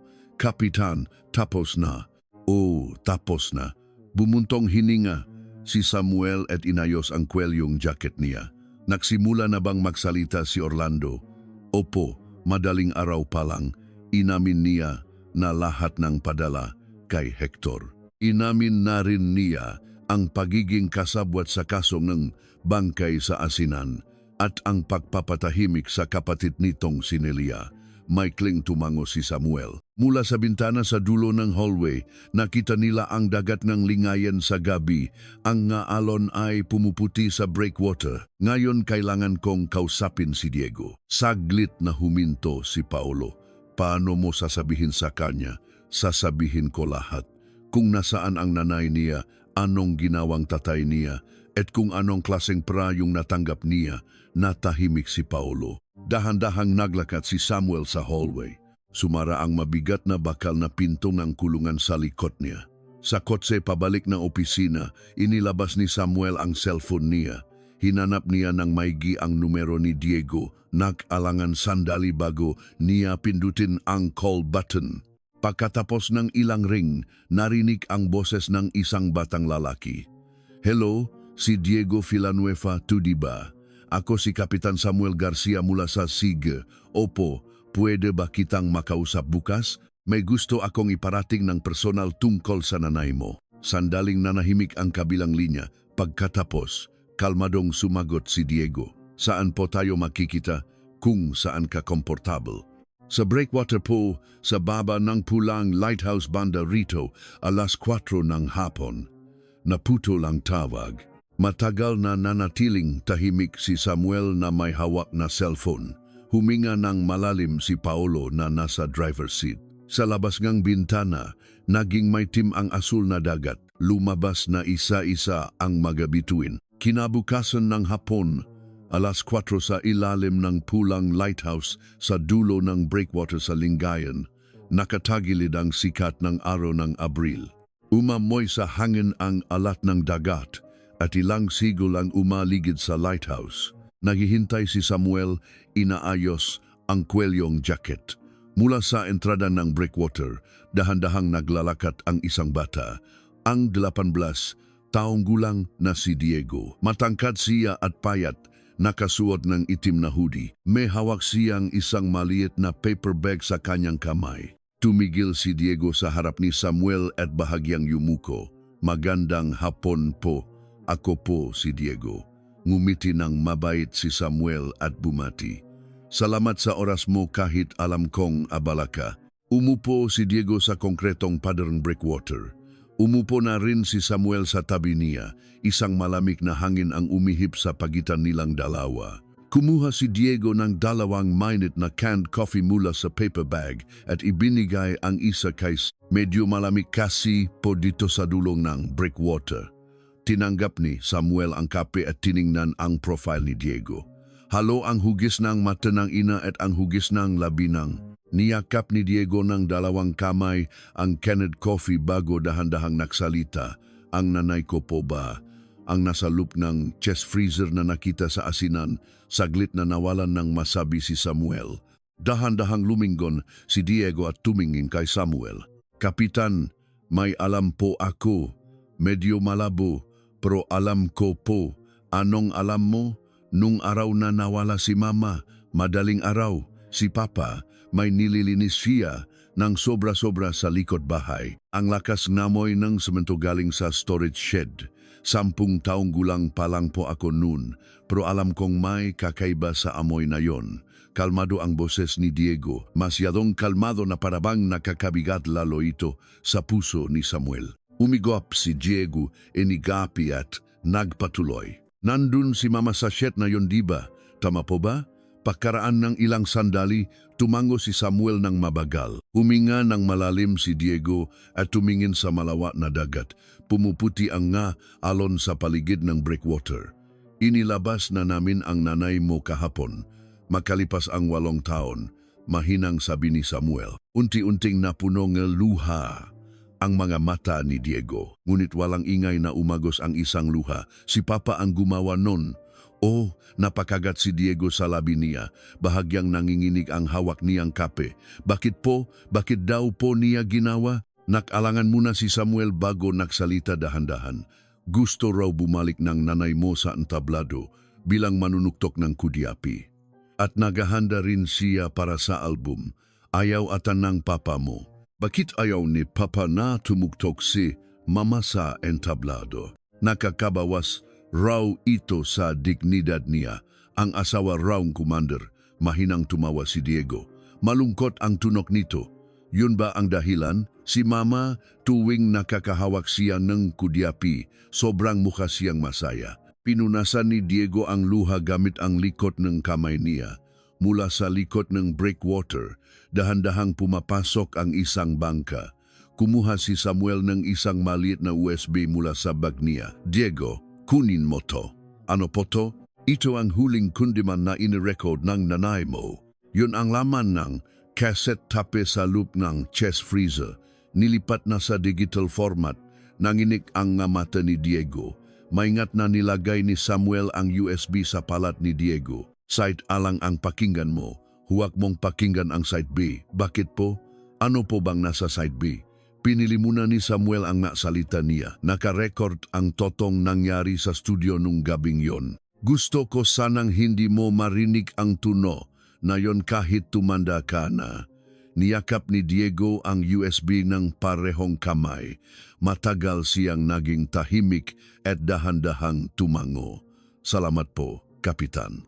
Malambing na ngumiti si Samuel, ngunit muling naging seryoso ang kanyang mukha. Oras na para pag-usapan ang pinakamabigat na topic. Diego, narinig kong paalis ka na papuntang Juilliard sa Setyembre. Dahan-dahang tumango si Diego.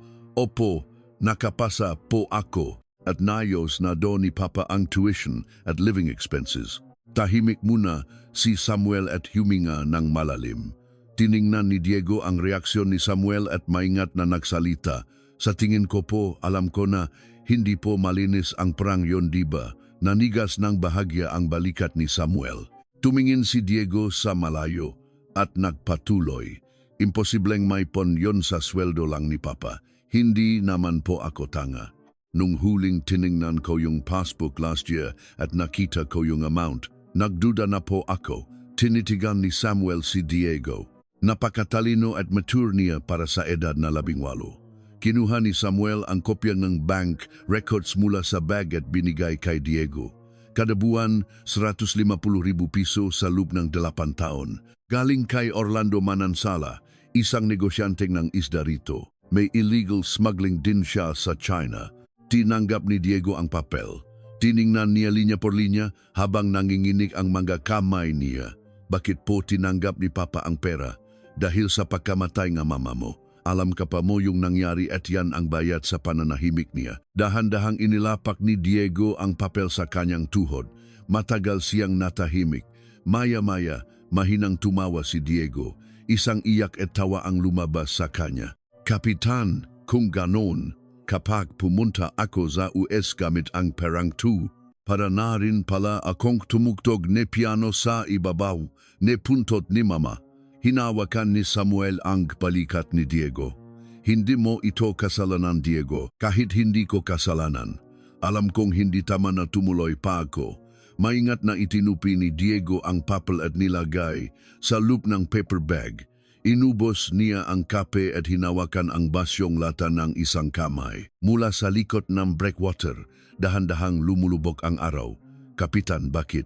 Hindi na po ako pupunta ng Amerika, kalmadong sabi ni Diego. Dito na lang po ako magsisimula ulit. Aayusin ko ang studio ni Mama at pak-aralan ko ulit ang paktuhtok na kudiapi. Saglit na nawalan ngang masabi si Samuel. Dahan-dahang tumayo si Diego at naglakad papunta sa dulong breakwater. Mula roon, tinitigan niya ang malayong dagat ng matagal. Ang hangin ay pinapakawak ang hood ng kanyang damit.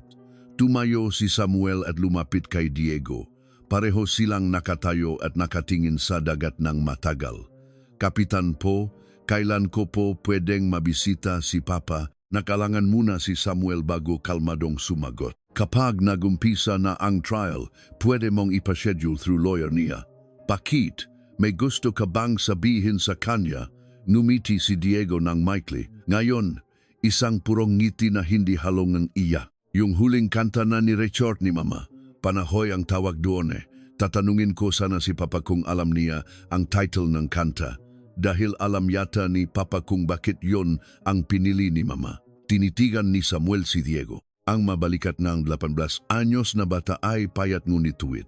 Ang araw ay unti-unting lumubog sa dagat at nakulay pula ang lingayen. Niyakap ni Diego ang USB ng mahigpit at huminga ng malalim. Kapitan, mauna na po ako. Maraming salamat sa oras niyo ngayon. Mag-ingat ka, tatawagan kita ulit. Yumuko ng bahagya si Diego at dahan-dahang naglakad paalis sa breakwater. Matagal na pinagmasdan ni Samuel ang likod ng naglalakad na bata.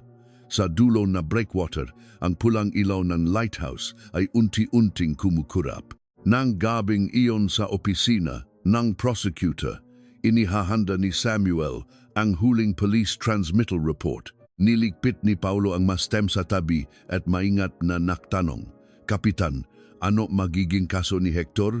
Kinuha ni Samuel ang ballpen at nagsulat ng malinaw. Suspect, Hector Villanueva, murder, 2 counts. Illegal disposal of corpse, 2 counts. Bribery. Suspect, Orlando Manansala, violation of customs law, accessory to disposal of corpse, bribery of public official. Dagdag Padyan, ang smuggling charges kay Orlando. Ang sabi ngang prosecutor makakaroon ngang karagdagang investigasyon, duktong ni Samuel, tumango si Paulo at inayos ang nga papeles. Tinatakan ni Samuel ang huling pahina at isinandal sa upuan ang likod. Mahabang laban tua.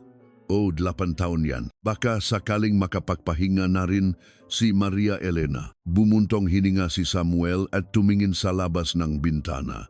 Ang litrato sa whiteboard ay nananatiling nakangiti sa ilalim ng fluorescent light.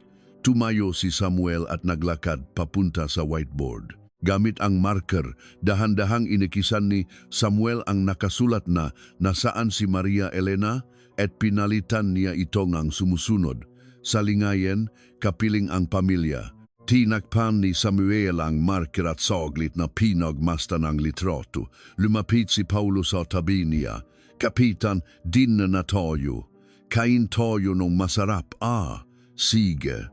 Kinuha ni Samuel ang jacket at lumabas ng opisina. Habang naglalakad sa hallway, huminto siya at sumilip sa bintana. Sa dulong dagat, unti-unti nang bumabagsak ang dilim. 1 buwan ang lumipas sa Pangasinan RTC, binuksan ang unang trial ni Hector. Puno ng mga reporter at tagapanood ang korte. Nakasuot si Hector ng dilaw na uniform ng kulungan. Dahil sa paglipas ng panahon, mas nakita ang pamamayat ng kanyang mukha at nakakuba siya ng husto. Sa huling upuan sa likod, tahimik na nakaupo si Diego. Lumingon si Hector at hinanap si Diego. Nakatitigan sila at nanginig ang labi ni Hector, ngunit nanatiling walang reaksyon ang mukha ni Diego. Sunod-sunod na binasa ang indictment at nagbigay ng closing argument ang abogado. Nang mismong umamin si Hector sa lahat ng kasalanan, narinig sa buong korte ang sabay-sabay na buntong hininga. Bago matapos ang trial, tumayo si Hector para sa kanyang huling pahayag. Dahan-dahan siyang lumingon sa mga manonood. Binuka niya ang kanyang bibig patungo kay Diego. Diego. Unti-unting inangat ni Diego ang kanyang ulo. Punong-punong ng luha ang mata ni Hector. Patawad, Diego, anak, patawad. Tiningnan lang siya ng kalmado ni Diego. Kinagat niya ang kanyang labi at dahan-dahang tumango. Pagkatapos, dahan-dahan siyang tumayo. Bumaling ang lahat ng atensyon sa loop ng korte kay Diego. Hawak ni Diego ang maliit na USB sa kanyang kamay at tinitigan niya si Hector ng diretso. Papa, kalmado ang boses ni Diego. Ano pong title ne huling piyesa na inirecord ni Mama? Biglang tumahimik ang buong korte. Nanigas ang mukha ni Hector. Matagal bago siya nakapagsalita at sinagot niya itong nanginginig na boses. Panahoy, isang malungkot na piyesa. Bakit niyo po sa tingin pinili ni Mama yon para sa huling recording niya? Nanginginig ang labi ni Hector. Hindi siya makasagot. Dahan-dahang itinapat ni Diego ang USB sa dibdib niya. Hindi malungkot si Mama kaya pinili niya yung kantang yon. Pinili niya yon dahil gusto niyang iparinig sa isang tao. Kung sino man yon, alam ko na kung sino. Pero Papa, sigurado po akong hindi kayo yon. Muling umupo si Diego. Tinakpan ni Hector ng dalawang kamay ang kanyang mukha, nagsimulang manginig ang magabalikat niya at umiyak. Pagkatapos umubo ng mahina ang judge, binasa niya ang petsa ng pagbasa ng hatol. Inilabas si Hector ng gabantay at hinila palabas sa pinto sa likuran. Nanatili si Diego sa kanyang upuan hanggang huli, pinapanood ang ama na inilalabas. Paglabas niya sa korte, sumikat ng maliwanag ang araw ng Abril. Naghihintay si Samuel sa hagdan sa labas ng korte. Dahan-dahang lumapit si Diego at tumabi kay Samuel.